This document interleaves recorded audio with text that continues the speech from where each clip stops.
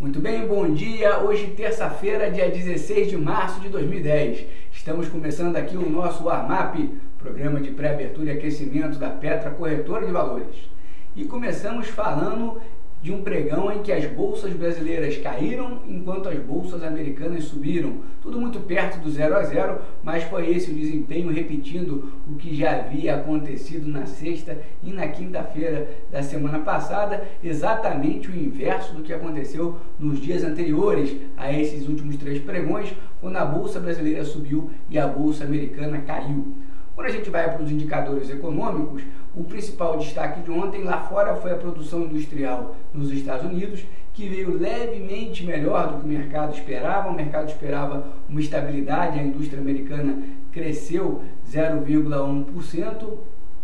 A capacidade utilizada da indústria continua ainda muito baixa, em 72,7%, o que indica pouquíssima pressão sobre preços, e me parece que foi nesse ponto que o mercado atentou. Uma produção industrial em linha com o esperado e uma utilização da capacidade baixa o suficiente para que o Fed continue mantendo a sua política de juros muito baixos. Na reunião de hoje, o Fed define como fica os juros nos Estados Unidos. Por essa razão, as bolsas americanas acabaram subindo, fechando perto do 0 a 0, mas o Dow Jones com alta de 0,16%, o Standard & Poor's 500 com alta de 0,05%. Aqui no Brasil a gente teve uma queda de 0,46%, em parte derivada do novo boletim Focus, mostrando a perspectiva do mercado cada vez mais acentuada no que diz respeito à inflação. O boletim Focus mostra uma mediana para o IPCA desse ano de 5,03%, ou seja, mais de 0,5% acima do centro da meta, né?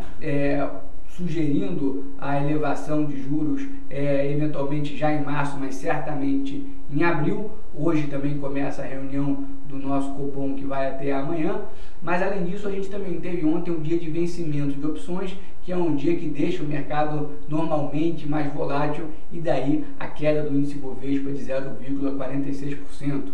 Porém, um belíssimo volume negociado, 10,6 bilhões de reais.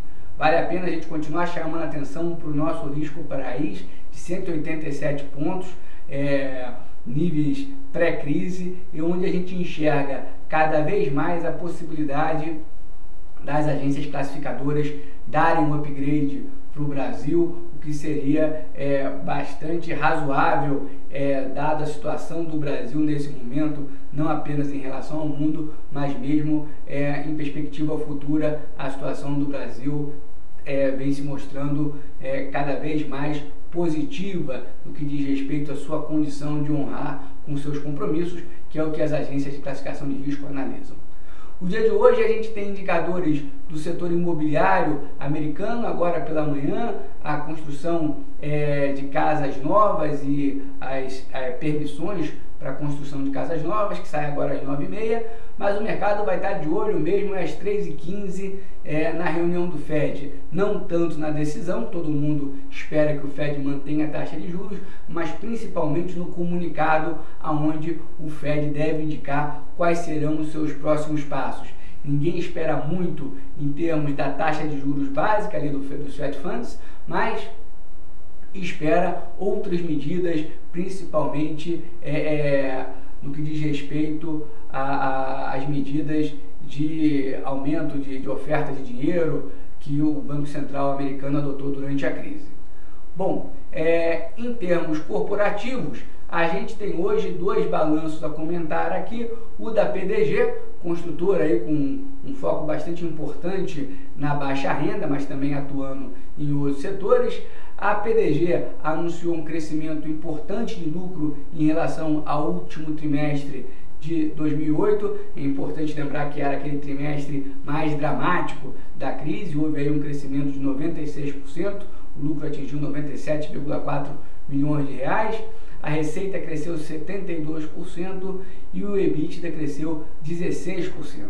A hora que a gente olha a margem EBITDA, essa caiu de uma maneira um pouco mais substancial, de 27,2 para 18,3, em parte causada pela redução no nível de produto, a faixa de preço de produtos que a PDG atuou para se enquadrar aí no Minha Casa Minha Vida. Ela reduziu, passou a focar a sua construção num imóvel um pouco mais barato, que acaba diminuindo aí a margem bruta de cada imóvel, mas a principal justificativa para a queda do EBITDA foi a distribuição de resultados para os funcionários, que acabou elevando muito as despesas com a administração. Bom, a nossa percepção, e lendo o que o mercado comenta aí sobre pelo resultado da PDG, é que a empresa continua entregando boa velocidade de venda dos seus imóveis, tem conseguido cumprir com os seus guidances, adquiriu empresas de material de construção, principalmente pré-moldados, para agilizar ainda mais o seu fluxo de construção, seu ciclo de construção, e o mercado entende isso como diferenciais importantes da empresa e acabou tratando a questão da distribuição de resultados para os funcionários como uma coisa, vamos dizer, quase que não operacional. Então, a nossa percepção é que o mercado tende a gostar dos resultados da PDG e a ação tende a ter um bom desempenho no dia de hoje. E também saiu o resultado da Telemar, que teve uma queda de receita de 1,5% para 7 bilhões e meio no último trimestre do ano. Já o EBITDA caiu um pouco mais, o EBITDA foi de 2,1 bilhão de reais e caiu 14,5% na comparação ano a ano. A principal causa dessa queda é o aumento de provisões que a Telemar tem feito para eventuais esqueletos que apareçam, principalmente contingências legais, na Brasil Telecom, que foi adquirida pela Telemar no ano passado, né? Ou seja, são eventos não operacionais, isso deve ser contextualizado pelo mercado, né? Uma vez que vamos dizer, os problemas, os riscos, as contingências associadas à Brasil Telecom, uma hora elas vão ter que ser todas elas colocadas, ou seja, não vão continuar crescendo ad eterno, né? Então, a hora que você analisa o EBITDA, é importante que você olhe das duas formas, incluindo os problemas da Brasil Telecom e sem os problemas da Brasil Telecom, para que você tenha uma percepção melhor do operacional da Telemar. Sem os problemas da Brasil Telecom, o EBITDA teria caído um pouco menos, apenas 3% nesse ano.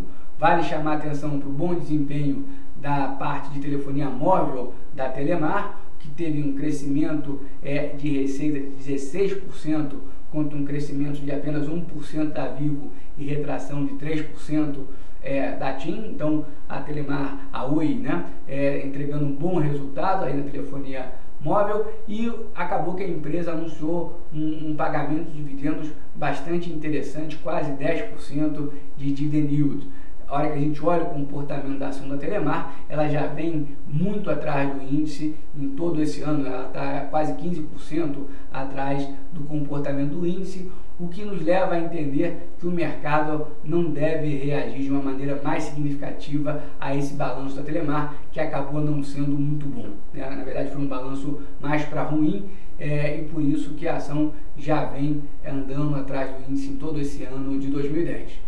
Bom, meus caros, os futuros americanos em alta de 0,12, o futuro brasileiro, que agora com o novo horário já abriu, está em 0,35 de alta. A expectativa é de um dia de grande volatilidade, todo mundo na expectativa da decisão do Fed, que vai sair às 3h15 da tarde. Então, um dia de difícil previsibilidade, a gente espera um começo positivo e tudo vai depender então do anúncio do Fed para a gente saber como é que o dia termina. Meus caros, finalizo aqui o nosso warm-up de hoje. Amanhã a gente volta a se encontrar no nosso mesmo bate-horário, agora um pouco mais cedo, aí por volta das 9h30 da manhã. Grande abraço a todos e até amanhã.